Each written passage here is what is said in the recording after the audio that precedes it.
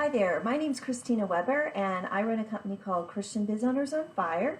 We help Christian entrepreneurs that want to have a fulfilling and prosperous business or ministry while keeping their relationships a top priority on a daily basis.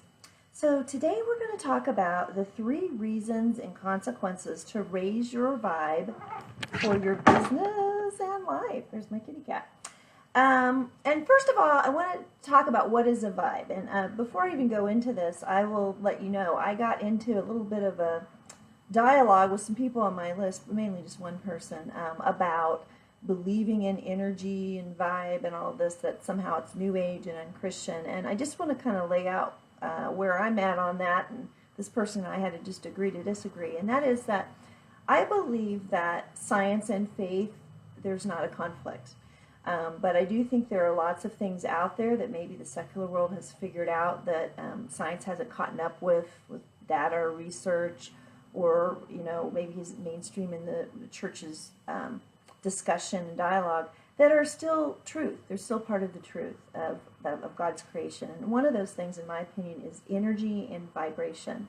So let me explain what a vibe is. If you look at and how it affects your business and your personal life. If you look at like a vibe on a continuum, like there's a high vibration of very positive energy, abundance, and then on the other hand, there's a real low vibration of negativity, a poverty mentality, and really we all vibrate on a different level from that spectrum. And we could change that by changing how we think, some of the things that we do, some of our habits. We could change our vibe, but we basically have a level that we vibrate at, and we tend to attract things in our lives, whether it's workplaces or clients or romantic relationships or family relationships, that are going to really match that vibe.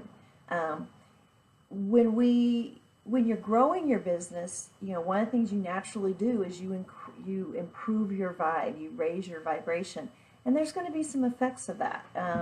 So the first effect is that you're going to attract better customers with more revenue. People with low vibration tend to have a poverty mentality, so they're stuck in the thought of, well, I can't afford this, I can't afford that. They can't see what you're doing and the value of what you're offering them. Either they don't, whatever it is, they can't receive it. They're just not even in that bandwidth to even consider what you're doing. Or in my case, coaching is really an investment, not an expense. So they can't play that out of how that is an investment. So people with a higher vibration can. They get it. They have a life of a viewpoint of the world that's based on abundance. So they understand as they succeed, they don't have hang-ups about succeeding or receiving income or money. So as they succeed, they see that it benefits others in terms of providing jobs or products or services that help people.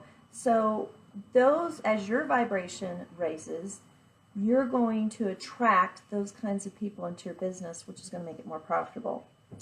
The second reason and consequence to raise your vibe in your business and personal life is you're going to have higher quality relationships. This is kind of the catch-22. It's a little bit of a painful part of growing as a person and in your business, and that is that as you grow, you are increasing. Typically, part of that is having a higher vibration. And there's just going to be some people that are not going to come with you in your relationships. And what tends to happen, I've experienced this personally on multiple levels, and I've talked to other people that I admire who are successful in their businesses and their personal life, and they validate this, and that is that what will happen is that naturally these other people who are at a lower vibration will just kind of fall aside.